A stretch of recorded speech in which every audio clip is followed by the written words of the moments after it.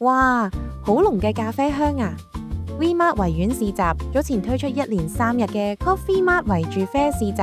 糅合咖啡、音樂、文創同公益元素，同市民遊客一齊感受城市中嘅悠閒氣氛。Coffee Mart 匯聚咗25個本地品牌咖啡同社企咖啡，手沖、精品、打卡咖啡包羅萬有。保良局安老服務推出啡童小可，由長者即席為大家沖調咖啡，展現老有所為。青年綠洲推出 YOLO 街啡實驗所，由年青人擔任咖啡師，體驗創業嘅滋味。市集仲係寵物友善，唔少遊人都帶埋愛寵嚟享受假日，